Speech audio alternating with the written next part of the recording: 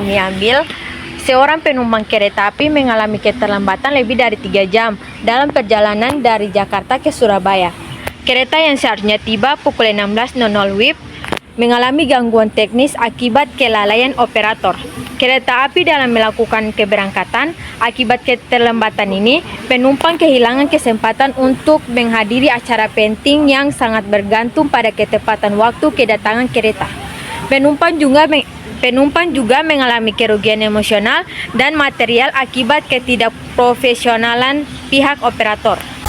Namun PT KAI juga menyampaikan permohonan maaf kepada para pengguna LRT Jabodebek atas ketidaknyamanan yang dialami, mulai dari penumpukan penumpang di berbagai stasiun hingga kendala teknis lainnya. Dengan adanya kekurang nyamanan yang dialami penumpang, seperti proses pengiriman yang masih ada hentakan, terjadinya penumpukan penumpang di beberapa stasiun karena kendala teknis, seperti pintu kereta tidak dapat tertutup, AC dan listrik mati, serta beberapa fasilitas papan informasi yang belum berfungsi secara maksimal, Kereta Api Indonesia menyampaikan permohonan maaf yang sebesar-besarnya kepada masyarakat.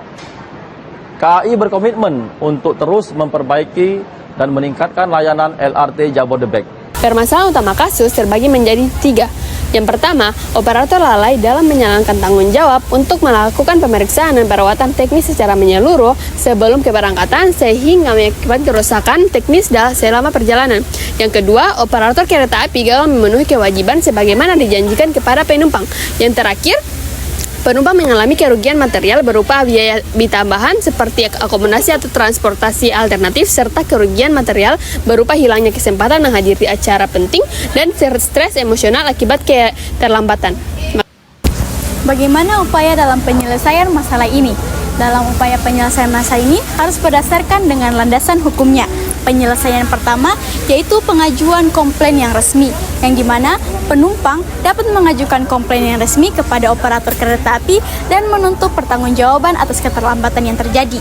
Landasan hukumnya pasal 4 dan pasal 19 nomor 8 tahun 1999 tentang perlindungan konsumen yang memberikan hak kepada konsumen sesuai dengan layanan dan janji untuk kewajiban penyedia jasa untuk bertanggung jawab atas kerugian yang ditimbulkan. Yang kedua, mediasi.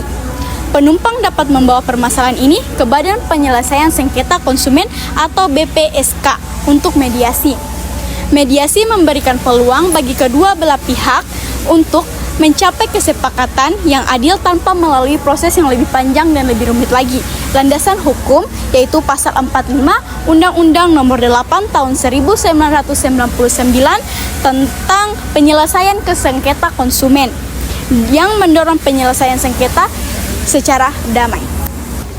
Jika mediasi tidak berhasil, penumpang memiliki hak untuk mengajukan gugatan ke pengadilan. Gugatan ini dapat mencakup tuntutan ganti rugi atas kerugian material maupun kerugian non-material. Landasan hukum terdapat pada pasal 1365 KUHP Perdata tentang perbuatan yang melawan hukum dan pada pasal 1243 KUHP Perdata tentang wan prestasi sebagai dasar hukum untuk meminta pertanggungjawaban pihak operator atas kelalaiannya. Yang selanjutnya, selain proses hukum, penumpang dapat meminta kompensasi langsung kepada operator kereta api sesuai dengan peraturan internal atau standar kompensasi yang ditetapkan oleh operator. Landasan hukumnya, kebijakan kompensasi yang seringkali diatur dalam kontrak antara penumpang dan penyedia jasa. Selanjutnya yaitu pengambilan keputusan untuk menyelesaikan kasus berdasarkan landasan hukumnya. Yang pertama yaitu hak konsumen. Berdasarkan pasal 4 Undang-Undang Dasar Nomor 8 Tahun 1999, penumpang berhak mendapatkan layanan sesuai apa yang dijanjikan oleh pihak operator kereta api. Keterlambatan lebih dari 3 jam menunjukkan pelanggaran hak tersebut. Yang kedua yaitu tanggung jawab operator. Operator kereta api memiliki tanggung jawab hukum untuk mengganti kerugian yang diderita konsumen akibat kelalaiannya, sebagaimana yang diatur dalam pasal 19 Undang-Undang Perlindungan Konsumen dan pasal 1365 KUH Perdata. Berikut, penumpang dapat menuntut ganti rugi yang mencakup biaya tambahan seperti akomodasi atau transportasi alternatif, serta kerugian akibat hilangnya kesempatan penting. Dalam hal ini, pengadilan dapat memberikan putusan berdasarkan tingkat kelalaian operator. Dan yang terakhir adalah keputusan akhir dapat berupa pemberian kompensasi langsung dari operator kepada penumpang atau putusan pengadilan yang mengharuskan operator membayar ganti rugi tertentu. Saran dari kelompok kami, yaitu yang pertama, tingkatkan frekuensi dan kualitas pemeriksaan teknis kereta sebelum keberangkatan untuk menghindari gangguan operasional. Yang kedua, sediakan kompensasi otomatis bagi penumpang yang terdampak keterlambatan, misalnya dalam bentuk pengembalian biaya tiket atau voucher perjalanan. Yang ketiga, tingkatkan komunikasi kepada penumpang terkait keterlambatan agar mereka dapat mengatur ulang jadwal perjalanan mereka. Yang keempat, simpan bukti perjalanan seperti tiket dan dokumentasi terkait untuk digunakan sebagai bukti dan pengajuan komplain atau tuntutan hukum. Yang kelima, kenali hak-hak konsumen berdasarkan Undang-Undang 08 tahun 1999 agar dapat menuntut hak secara efektif jika terjadi pelanggaran.